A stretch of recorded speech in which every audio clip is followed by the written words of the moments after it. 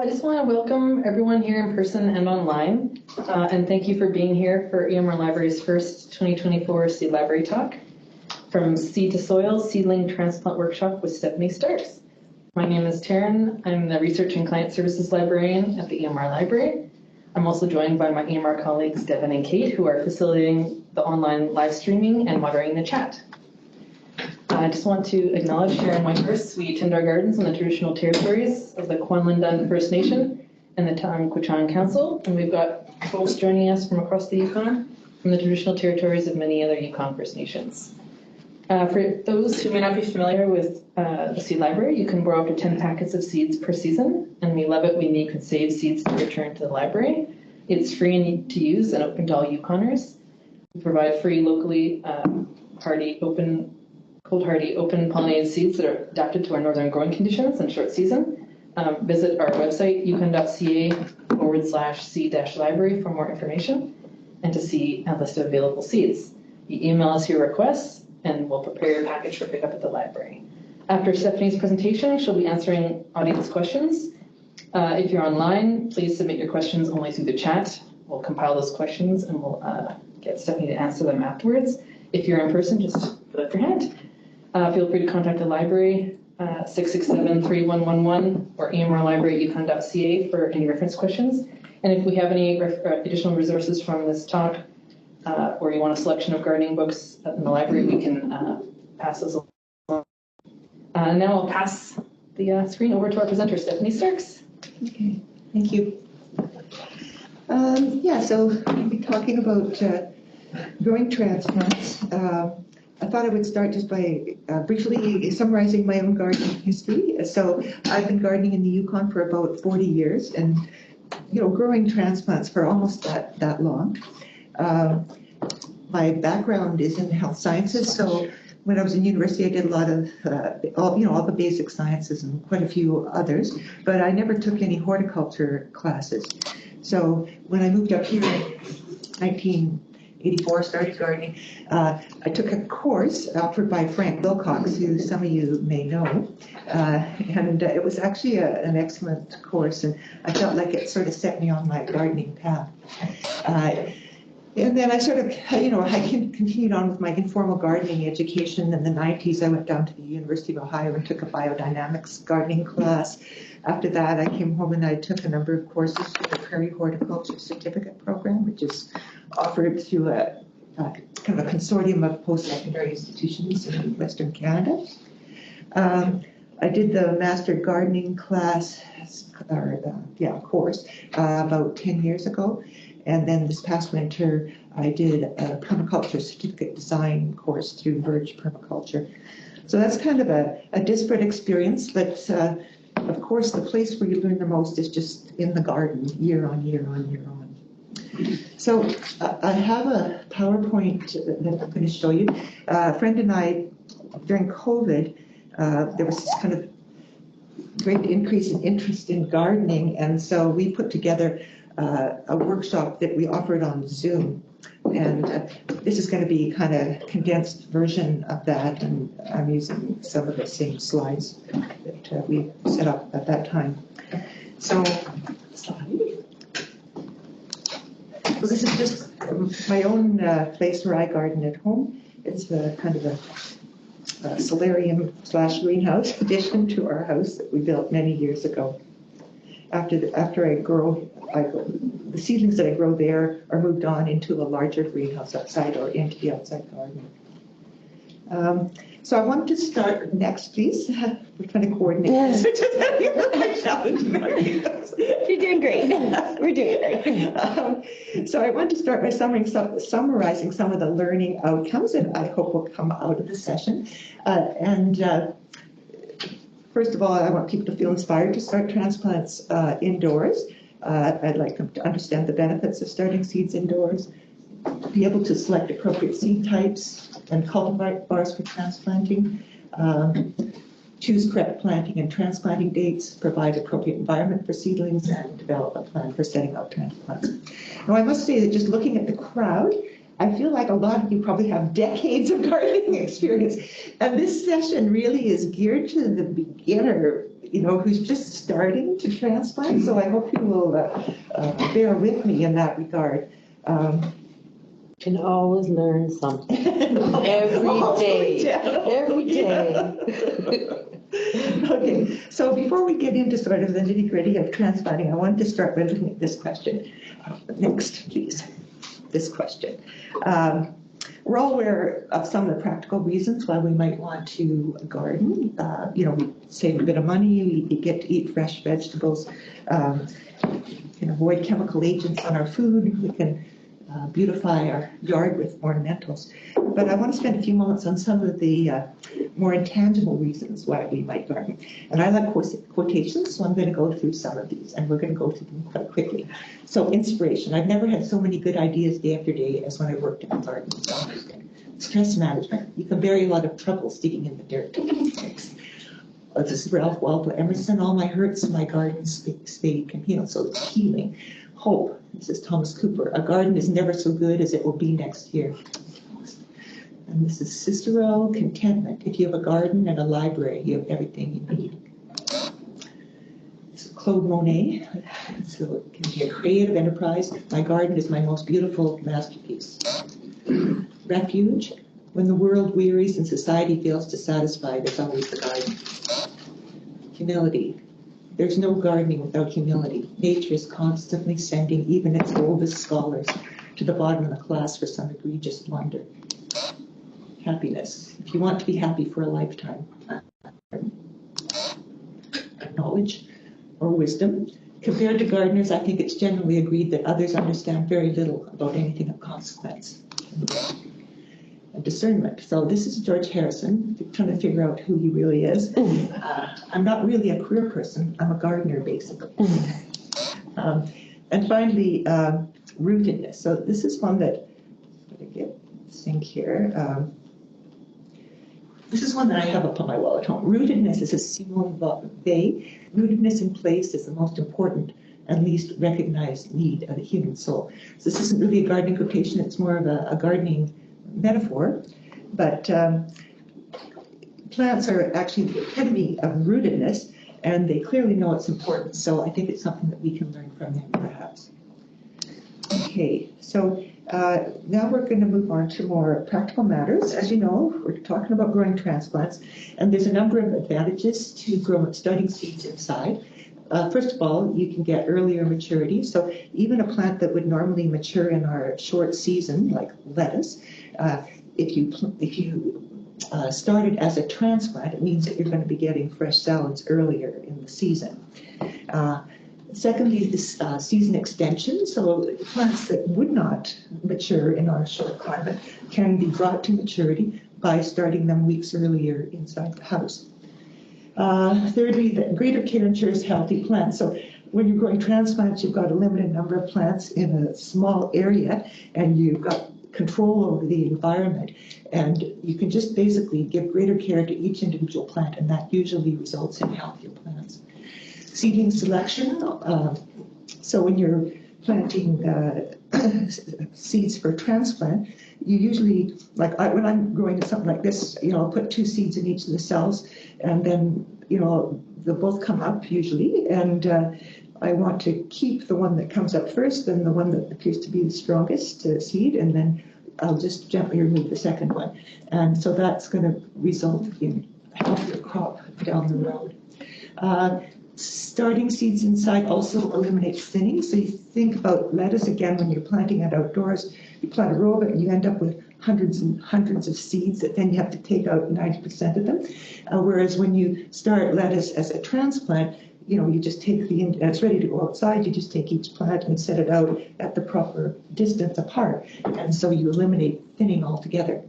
And you also avoid competition from in-row weeds, because if you're seeding outside, the weeds are coming up right alongside of the plant that you want, and sometimes they don't compete well in that environment. But if you start the plant indoors, it's larger, stronger, and better able to compete with weeds outside.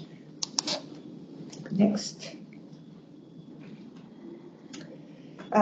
So the next thing I want to talk about is just how do you select seeds for transplant. And as you know, there's just zillions of seeds out there, and it can seem a little overwhelming at times to know what should I choose? What should I choose to transplant? And you can start by looking at various ways that seeds are categorized, and there's a number of them, but with regard to transplanting, I think these two are worthwhile knowing something about. So you can categorize seeds as hybrid, open pollinated, or heirloom, and you can also categorize them as cold season or warm season. Next.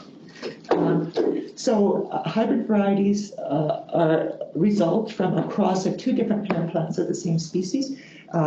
It's often done, it's sometimes through human intervention, it's sometimes done in a laboratory, but the purpose is to achieve certain desirable traits. So maybe it will make the seed mature earlier, maybe it will make the seed more resistant to disease, maybe it will make the seed more productive. So there's all sorts of good reasons why you might want to do this. However, the seeds from hybrid plants are genetically unstable. It can be sterile, or they may not breed true to the parent plant. In other words, the plant you get the second year doesn't look anything like the plant that you collected the seed from. And so for that reason, hybrid seeds are generally not saved. Yes? Are we going to have access to that PowerPoint? Yeah, everything's being recorded. If you want it, yeah. So just that last point, the hybrid seed generally not safe for use during the following year. Next. So open pollinated varieties, in contrast, have not gone through a hybridization process. They're generally fertilized by bees, moths, birds, bats, or the seeds will breed true to the parent plant. In other words, you plant next year and you get a plant that looks like the plant that you collected the seed from. The seeds tend to be less expensive than hybrid seed, and they can be saved by the gardener. And finally, next, please. There are heirloom varieties, and they're really just a subcategory of open pollinated seed. They're seeds that have been, but they're seeds that open pollinated varieties that have been handed down, through families or communities over time. And there's thousands of different heirloom seed varieties, and saving them helps to preserve seed diversity. And that's kind of what's happening here in the seed bank. We hear a lot about loss of biodiversity, and it applies not just to species, but to varieties within the species. The problem is that commercial growers usually use hybrid seed, and they use a pretty narrow spectrum of hybrid seed. And so in the case of tomatoes, there's over 3,000 different varieties of open pollinated tomato seeds. And those gradually start to get lost because of the way we operate at the commercial level. But this is where home gardeners can really make a difference, because they collect the seeds, grow them in their garden, collect the seeds, establish seed banks, and so on. It's important genetic wealth for the future. Okay, so this is cool season versus warm season crops. This is another dichotomy that you can apply to seeds. So cool season crops grow best at temperatures averaging about 15 degrees colder than warm season crops. They can endure short periods of frost, and they're the first crops that you plant out in the garden, often prior to the last frost date. And there's just a list: carrots, chives, turnip, peas, lettuce, radish, broccoli, cabbage, cauliflower, spinach, starting kale. So all very familiar vegetables. And that's next. That's just a picture of some of them. And then we go on to warm season crops. These crops require warmer soil and air temperature both to germinate and to grow. They'll be severely damaged or killed by frost, and even just low temperatures may stop plant growth. So with tomatoes, for example, they'll survive a temperature, down to 0, but at 10 degrees, they essentially stop growing. These are the crops that you grow under cover in the Yukon, and they include cucumbers, melons, sweet potato, tomatoes, peppers, beans, eggplant, basil, watermelon, pumpkin, zucchini, squash, and others. Next. And that's just a picture of some of those. So the other factor that you need to take into consideration when you're choosing seeds is just our climate. So the average last frost date in Whitehorse is around June 11th. First frost date in Whitehorse is around August 25th, which gives us a frost-free season of 75 days.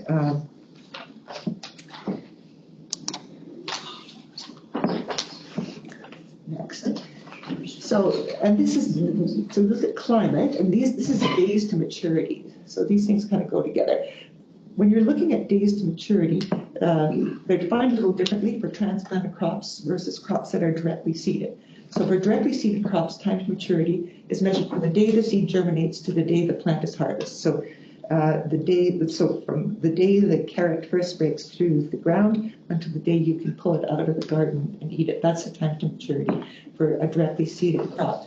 For transplanted crops, the time to maturity is measured from the day you transplant the seed out into the greenhouse or out into the garden until the day that you pick the first ripe fruit. In Whitehorse, you generally want to choose seeds that will mature in a maximum of 65 to 75 days, and that's just linked to our frost-free season. Next. And in all of the information that I've given you, a lot of it is on the back of the seed packets. It'll tell you whether you're dealing with a hybrid or open pollinated seed. If it's hybrid, it'll often just have an F1 on it, which means it's the first generation after the hybrid cross. That's what the F1 means. The seed packet will usually tell you the days to maturity, the number of weeks prior to the last frost date the seed should be started indoors. It should give you the light requirements for germination, temperature requirements for germination, days to germination, and then the spacing requirements when you go to transplant outdoors. Next. So I just want to talk a little about how we care for seedlings.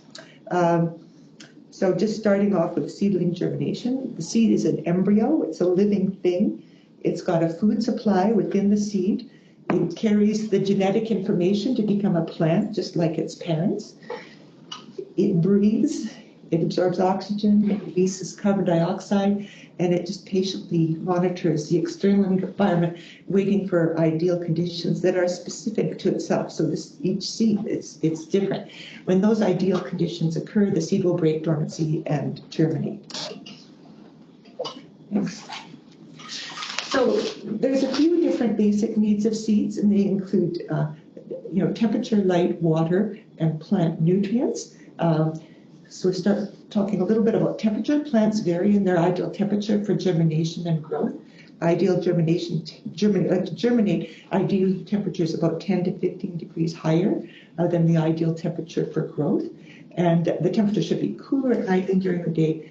And heating mats are quite a helpful germination tool, just because it's sometimes difficult to get the temperature up to the ideal germination temperature without the use of added heat. The germination mats tend to give you a higher germination rate and more uniform germination. In other words, everything kind of comes up together.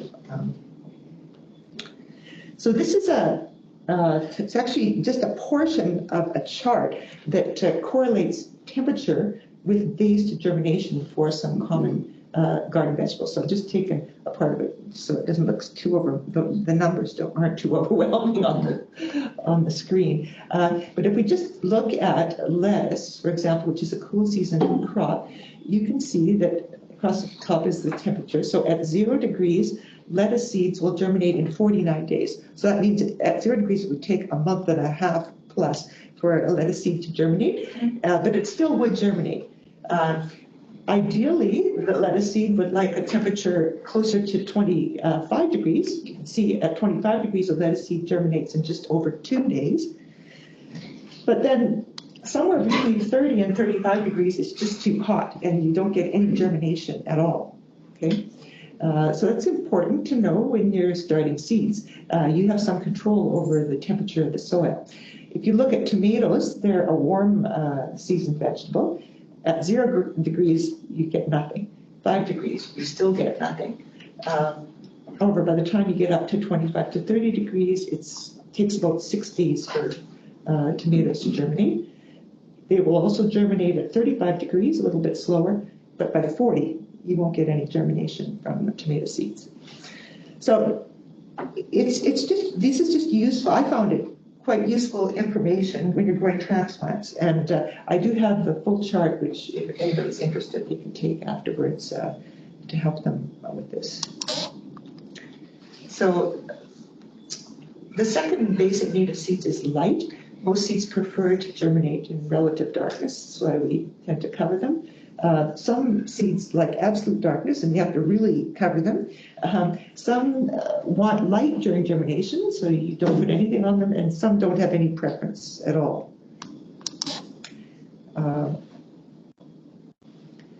So this is just more on light. So adequate light is essential to plant growth by a process called photosynthesis. Most of you guys are probably familiar with this. Photosynthesis begins in the leaves once the seed germinates and leaf formation occurs. And basically, it's a chemical process that converts light energy into food energy. And photosynthesis takes carbon dioxide and water, and in the presence of light, it will convert that into glucose molecules and oxygen. The glucose molecules are used for plant growth, and the oxygen is released into the environment. So next. So I just put, this is our debt to plants, that plants provide most of the oxygen we breathe and the food energy that allows humans and all animals to live. So terrestrial plants and phytoplankton in the ocean produce the vast majority of the oxygen in the air. And then, as I say, in addition to that, almost all life on Earth relies directly or indirectly on primary producers, which means relies on plants. Next. Okay, that's good there. So again, with light, this is just another phenomenon that it's useful to know about. It's called phototropism, and that's a directional response that allows plants to grow towards, or in some cases, away from a source of light. Most vegetable and flower seeds display positive phototropism, which means they bend towards the light. And I mean, most of us who've done growing transplants at all will be quite familiar with phototropism. You're always seeing the seedlings bending towards the window. And so it just highlights the importance of supplemental lighting. Basically, the ideal seedling is a short, stocky plant with branched leaves and a thick stem.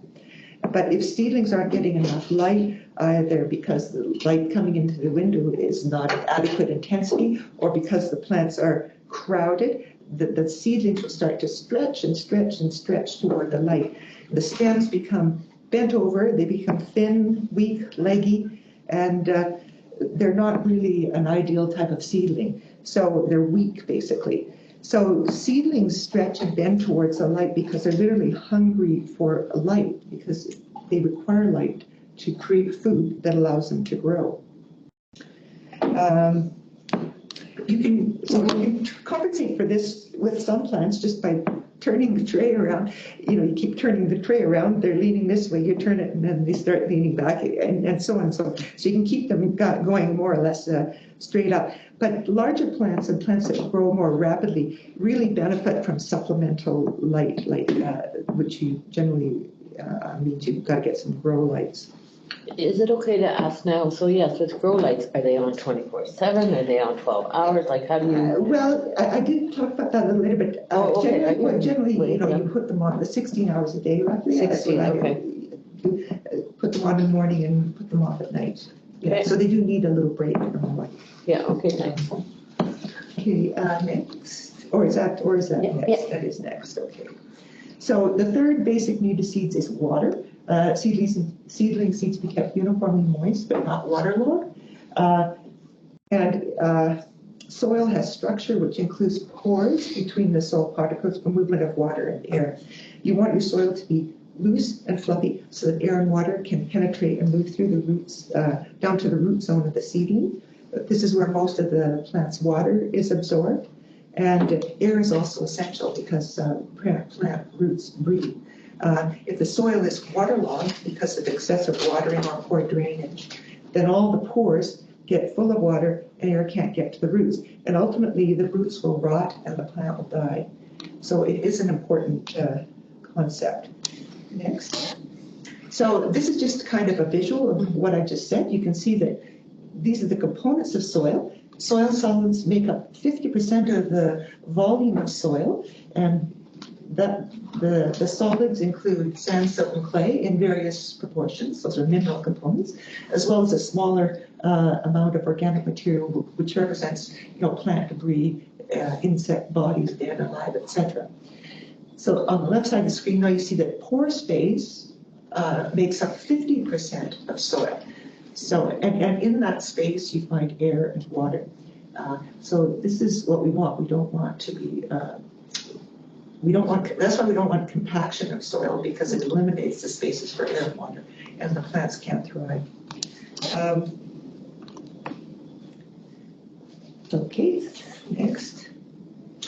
So, just again on water, adequate watering and drainage are essential. You want to make sure that you've got good drainage holes in the cells of your planting trays. You don't want to let plant containers sit in water for extended periods of time. You don't want a bunch of water sitting inside the white tray, for more than brief periods of time, because again, the soil will remain waterlogged and the plant roots can't breathe properly. Okay, next. So the fourth basic need of seeds is soil nutrients. So soil is a major source of nutrients for plant growth. There are three main nutrients: nitrogen, phosphorus, phosphorus and potassium. And plants also need small quantities of quite an array of trace elements: iron, manganese, zinc, copper, boron, molybdenum, and a lot of others as well. Next. In potting mix, soil nutrients are added in the form of fertilizer and compost. Garden soil also requires amendment of fertilizer and compost because the nutrient levels are too low for good plant growth. Next. And then I just wanted to say a few words about mycorrhiza in this section as well. So the roots of most plants are colonized by a type of symbiotic fungi to form mycorrhiza.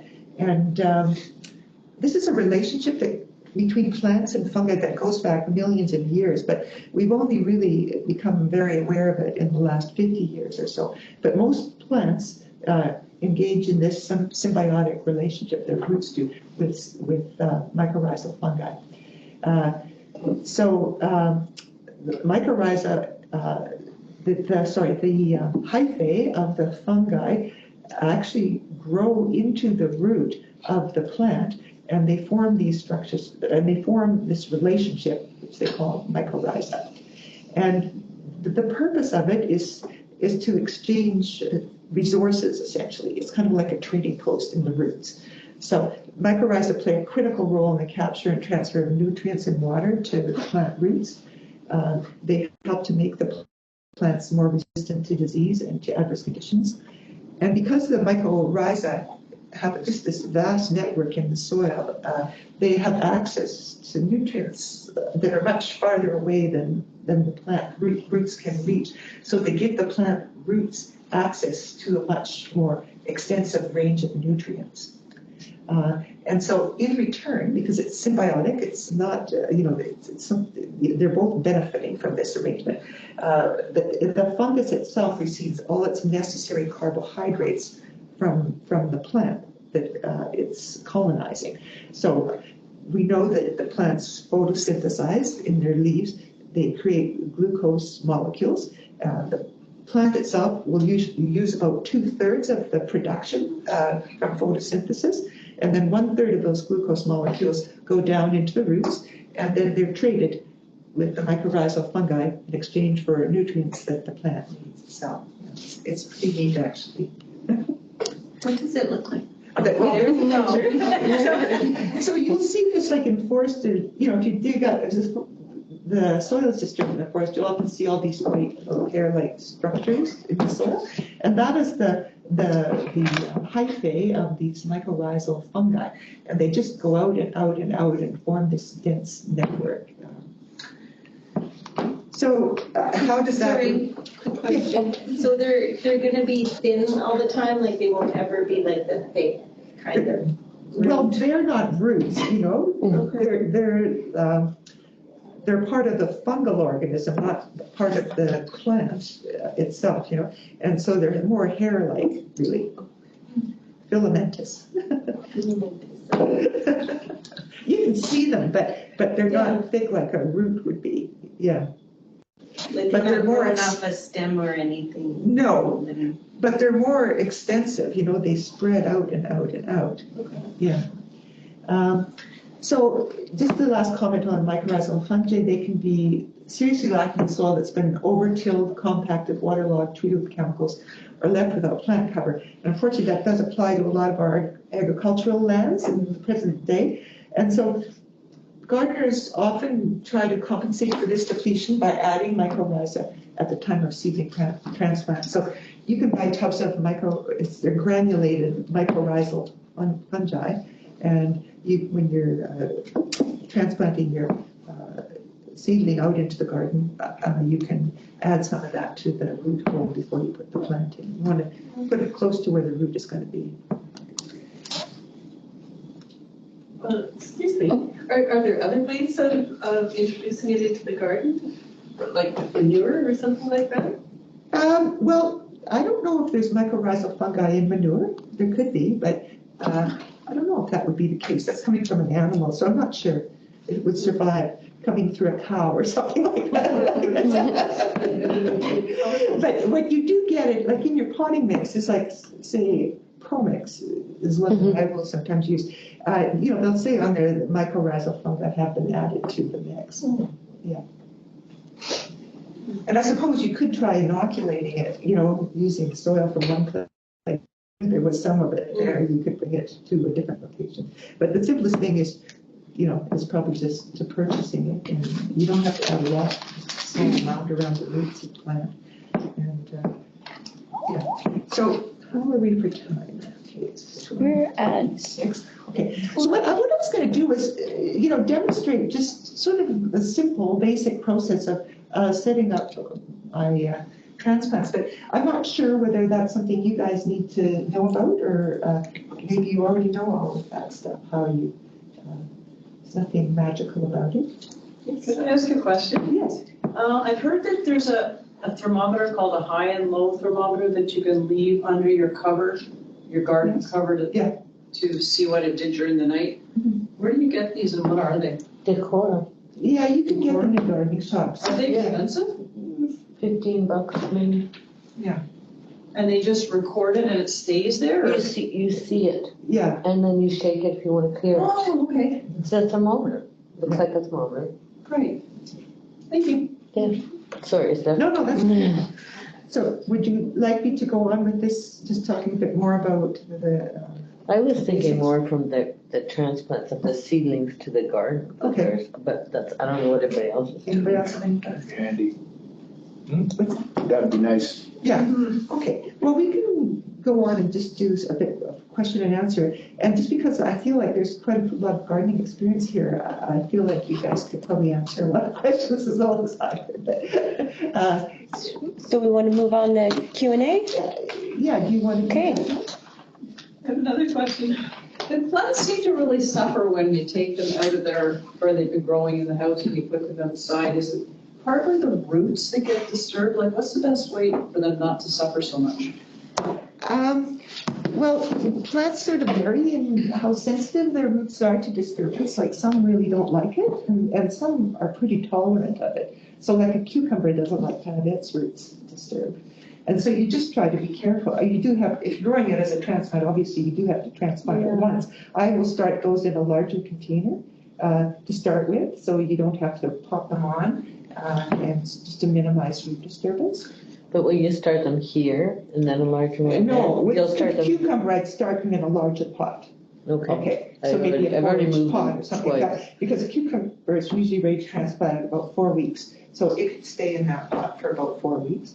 And then when you do transplant it, you just be careful to don't break apart the root ball. Just try to get it out gently and set it So down. they're better in individual containers? Yeah, Rather than cutting it out about. Well, then something like this, you know, you have to sort of squish the soil out and stuff. Tomatoes, I find they're pretty forgiving, and they seem to grow regardless of what you do. But you always want to try to respect the root system and try to disturb it as little as you can. Yeah. How do you water them? Do you spray them or you like? Yeah, well, so for these, this is what I use when I'm raising the seedlings. And that's just because you don't want to pour a big jet of water. It's very easy to wash away, especially small seedlings, and just wash them out and you get nothing in the cell. So you just use a spray bottle and that works a lot better, especially. You don't need tons of water when they're really little. And this can give them an adequate amount without knocking a seedling over. We have some questions online. Okay. Yeah, so we have a comment on the mycorrhizal fungi from Russell. He said, not all plants form a symbiotic relationship with that specific fungus, so there may be other funguses that some plants use, and some of them may not form a strong relationship with it. Yeah, no, that's true. That's true. Some plants don't. I don't have a list. I did read a list of plants that actually don't form a relationship, like garden vegetables I'm talking about. But there's two main groups of mycorrhizal fungi. One tends to form relationships with trees, and the other tends to form relationships with other plants. Yeah. Yes. When it comes to tomatoes, I cheat and I purchase the decent sized plants, but when I put them into my greenhouse, they seem to stall for 2 weeks. Well, there's always a pause, just because they've been traumatized, right, to some extent. And then they'll start to really grow. And I think it's just a response to the transplanting experience for the plant. Because when you think about being in a very warm, controlled environment and then going out even into a greenhouse here, I mean, the temperature is not going to be like it is in your and so it takes a little while for them to adjust. But tomatoes are very hardy in my experience, and they'll come back from all kinds of stuff. Yeah.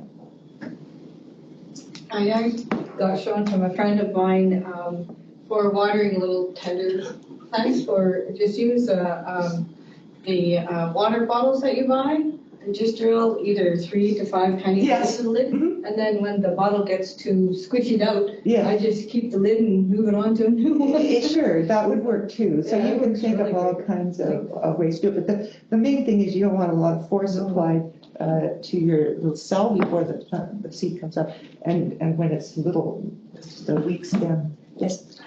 We have another question from the chat. It says, question around transplanting plants which typically are thought not to transplant well. Any tips for doing so? My specific plant that I'm attempting to do this with is sunflowers. Well, again, I think the main thing is that you want to disturb the roots as little as possible. That's really all you can do. You're just trying to make the whole process as gentle as you can, especially for the plants that are more sensitive, but for all plants, really. Do you put like bone powder for the root? Bone meal? Bone meal, yes. I do not, but there's a million ways that people fertilize their plants, and bone meal is high in phosphorus, and so it's widely used in gardening. When I'm transplanting, my main crop that I transplant is tomatoes. So when I'm putting them out into the greenhouse, in the hole for each tomato, I'll put some. I do use mycorrhiza. I find that it improves the quality of my plants, but I also will use fish fertilizer, just liquid fish fertilizer. I'll put some in each of the planting holes. Yeah, and in addition, I fertilize the soil too, and so on. So I would say it's not exactly a science for most of us. You know what I mean? It's trial and error and see what works, what makes the plants happy. If I delay until mid-June, there's no real requirement to harden the seedlings off. No, I mean, if it's, like I don't usually harden my tomatoes off, for example, because it's a heated greenhouse. And so it all depends on the temperature, like if it's warm outside, then the seedling could go from your house to the outdoors without that hardening off process. Just trying to lessen the work of moving. Oh, absolutely, absolutely. I did, as I'm sure many other people, Reverend Ingrid Wilcox as the tomato teaching queen of the Yukon, and she said one thing with tomatoes was to keep them at an even temperature. So if you are gonna put them out without hardening them off, and she said she said they like what temperature in Riverdale, and another at her place, but I think it was something like a steady 18. They could be at 15, they could be at 20, but they didn't like to be 20 and 10 and 0. Yes, Right. they might come I'm sure back. that's true. But to keep them happy, to try and keep them at an even temperature. So maybe, hardening them to the temperature they're going to live at is a good idea, even though it's a nuisance. Yeah, simply that the outside temperature variation is the same as your house's temperature variation. Oh, well, my house is steady and my outside changes from 0 to 15 every day. But Inside I'm at 18 all the time. In June, it's less, say, during the day. I'm just saying what Ingrid said, to keep them at the same temperature. In an ideal world, they probably would a fairly constant temperature instead of the kind of odd fluctuations that they often have to go through. And I don't have a heated greenhouse, so I do some that. Yeah. Do you have any particular advice about hardening off, about how long to do that? Well, I mean, I would say, somewhere around a week. Some people might say 10 days, but it depends a little bit on the weather outside, obviously. And does everybody know what hardening off entails? We were going to ask you that. Oh, okay. Well, I mean, it just means basically plants on their leaves, they have a waxy coating called a cuticle, and it's to protect them from the extremes of weather. And when they're indoors, they don't need much of a cuticle. They just got a thin little layer. And so then when you put them outdoors, they can't really handle that harsh, bright sun, the wind, the rain coming down with them and so on. And so you have to try to prepare them. If you start taking them outside very gently, even just 15 minutes, put in a sheltered location, and then bring them inside. Then the next day you could do a little longer. And then the next day you could do a little longer. And then you could eventually put them out into more direct sunlight. And they will speak to you a little bit. Like when you first put them out, at 50 minutes you look and the thing's just gone. That's more than enough time outside for the first day. Yes, my pansies were fine yesterday, but the lobelia didn't like being out. And through that process, the cuticle starts to thicken and thicken and thicken, and that's how the plant learns to tolerate the outdoors. Yeah. Yes. Yeah, Russell had another comment. He said, hardening off isn't just about temperature adaptation, it's also about solar exposure. Some plants can burn or die if they're sensitive to sunlight, that not is hardened right. off. So bright light affects them as well as wind and other things, yeah. Any other questions? I have a question myself. I'm growing some marigolds from seed, and I've got very few actual sprouts this year. I had basically all of them not come up. So I'm just wondering if there's any tips on the step before they actually show up. How should you plant them? How much should you be watering them? That sort of thing. None of them came up? I got 2 that came up. Sorry? I got 2 that came up, but I planted quite a few. Okay, well, I mean, number one, were you using fresh seed? They're seeds I collected last year. Okay, so then you just wonder, are these seeds viable? Maybe they're not viable, so that's one possibility. And then you got to look at, flowers also like bottom heat. This is just I don't know how many you use, but these are heating mats, and I find them very helpful for the germination process. You can get them this size, just fits one tray like this. I've had some that you could put 4 trays on them. But basically, I found that with a lot of flowers, they really respond well to the heating mat. It bumps the temperature up to the right level for their preferred temperature for germination, and they'll come up nicely and uniformly. So I would recommend, if you're having trouble with something like marigolds, try using a heating mat. But you also have to, with those, like sometimes I think with marigolds, I'm not quite sure how long the seed is supposed to be viable for, but I have had that experience in the past with marigolds where there's poor germination. And so I don't know whether it's just that you can't I don't know how long, every plant is different in terms of how many years the seed will remain viable for. And that would be worth looking into, just checking to see what that time period is for marigold seeds. But you're really not alone. There's 5 of us. How many marigold seeds did you plant? 100, 200, or 300? I got, no, like all of us. And some I didn't know the age, some I've written it down now. And then I found some for sure from last year and got 3 out of at least 100. And I used mats and heat. Well, And some of them went moldy okay. because of the moisture on the top without the extra watering. So you've got the heat in the bottom and then it forms the moisture and the condensation. And some of the seeds had, you can see them sitting up there with mold. And I'm like, what's that about? I also had a bunch get moldy. You had a bunch get moldy too, yeah. But it was a bad. I mean, if I they're don't know, moldy, it sounds as though they're too moist. Yeah? Well, it's condensation. Yeah, and I mean, with the heat too. Yeah, I mean, you can take that off. You don't have to. Yeah. Put the poly on. You just have to be more vigilant with your watering if you're not using I something haven't, like that. I haven't figured out how to just designate one. I can't put one tray for everything. So you've got different things growing at different times and heights. And I haven't. That's the kind of seed help I need. If you put your cucumbers with your marigolds, nothing's happening. But I think that the marigolds, I would start with fresh seed. That's number one, and then try using a heating mat. And I think it's a good chance to get better germination. Yeah. Okay. I've been keeping mine now for the last 5 years. I just use mini marigolds mostly, like for especially the greenhouses and potting plants and that.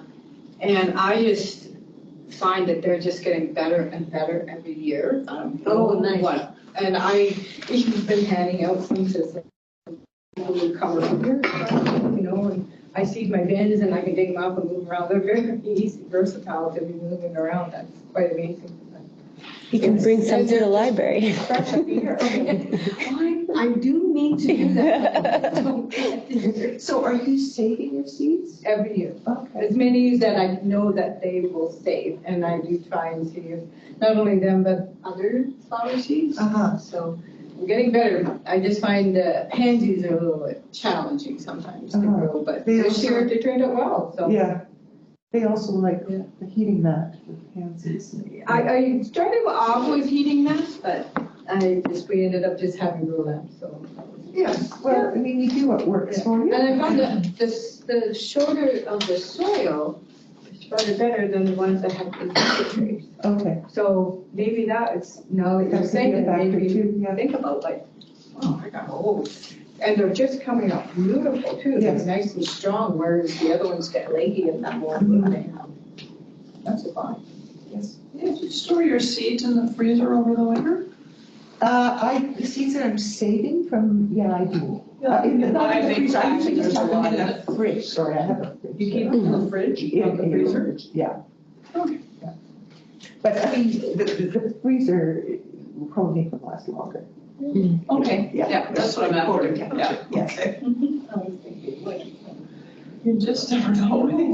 My yard produces a lot of poplar and willow leaves, and I put them on top of my raised beds as a way of adding nutrients to the soil. Is there anything wrong with that? It might be a good source of mycorrhiza. Yes, that's possible. But tree mycorrhiza. But it would be tree mycorrhiza. I don't think there's any problem with using leaves. The only thing I think I have read is that, when you're, sometimes leaves can kind of get matted together. Well, I dig it in. You dig it into the soil, okay. Yeah, I think that should be You can fine. also add it to your compost as you're composting. Yes, you can do that too. I just have so little compost Okay. that I Yeah. generate, Coffee grinds. Yes. Yay, nay, who likes them, who doesn't? Well, you can certainly add them to your compost. You mean just straight up? For Mixing your soil. for anybody. As far as I know, that's okay. Yeah. Yeah. Research says that.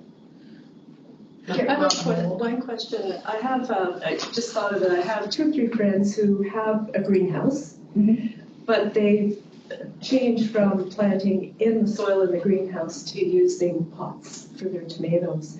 And I'm wondering about the advantages and disadvantages of doing that. Well, I mean, You can anytime something's in a pot, it's going to require a lot more attention. It certainly, Okay. I find it certainly does, especially with watering. Yes, you've got to water it a lot because it's going to dry out very quickly.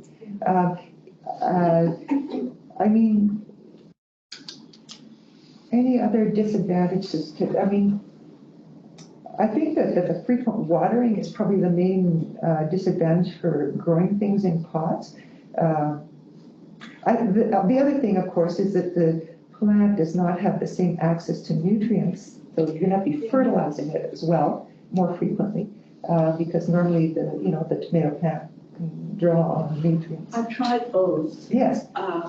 And it worked better for me to plant them in. Yes, and that's been my experience too. I have tried growing them in pots, but having said that, Lauren Metropolitan, he grows some pretty huge tomatoes in pots. Well, that's the only way I would get them to become red, because I have an unheated greenhouse. I have to bring them in the spring, and then if I want to eat them or get them to go red, then I have to take them in the fall. I hate the greenhouse. So yeah, that's what, I don't like. I have some in both. The small ones can stay in. We had another comment that says, I've successfully used large milk jugs with the bottoms cut off to create micro greenhouses in raised beds for a few weeks after transplanting seedlings. It's nice because they're open at the top and you can water into them. That's a good suggestion. Good idea. Yeah. There's lots of innovative ideas that people have. It's good to share them. Did someone mention using big plastic containers with flip top for watering tomatoes? Because you can put it right in the soil. You have holes in the bottom, so you just Like a top it up. container, like what? Yeah. Well, there's like a orange juice container. Oh, I see. or Yes, yes. A milk jug. Yes, nobody has mentioned that. Yeah, So that I it's found really helpful because, your roots are quite deep. Yes. Deep beds and the roots grow Uh-huh. quite deep. Unless I sometimes put the plant in, so I put the tomato plant in, I'm able to actually tip it a bit so that the roots don't go as deep. Right. So there's a curve. Yeah, and I do plant my tomatoes like that oftentimes, especially if they're tall. I'll lay them horizontally, really. You dig a hole, put the root ball in, and then you have a kind of a place for the stem to lie, and then cover it all over the soil. So basically it comes down in it. Yeah, but they don't mind that. They're so forgiving, as I said. Then what happens is that you get root development all along the bearing stem. And then the stem itself, within a few days, it starts to go up, straight up again, towards the light, I guess. But it's just a good way of dealing with, in our climate, the tomato plants often do get rather tall and thin before they get out into their final spot. So we have to. Sorry, what were you saying about the watering? Was it holes in the bottom of a? Well, Yami was talking about. Yeah, I just use plastic milk jugs or whatever, put holes in the bottom, and then I bury the jug so that the top is right at the top of the soil, right, within a certain distance, not sure how far is it from the plant. So what I'm trying to do is get water deep into the soil without having to, water a big, deep bed. Yeah, that's great. So you know where your water is going, you know how much you put in. Do you need to put a few around, like? No, I just use one big And it sort of spreads out underneath. Yeah, and I know where my roots are, Right. kind of thing. Of course, I don't want to put it in on top of the roots, but I'll have it in a location to the side of the roots or something. And that's just for tomatoes you do that? Okay, thanks. I think we're. We have another question? It's wet. One last question? No, sorry. I just want to thank everybody for coming Yeah. online as well as in person. Thank you, Stephanie, for giving a great talk. And just want to let everybody know that the next talk will be Sprouting about growing microgreens. And it's a collaboration with the Agriculture Branch and the Whitehorse Public Library. And Randy Lamb will be giving a talk, and there'll actually be like seeds, soil, you'll be able to plant some and come away with something. So it's hands-on. And you can go to yukonlibraries.ca/event to sign up. They have a separate registration system, so feel free to pass that along or sign up yourself. And thank you so much for coming. Thank you.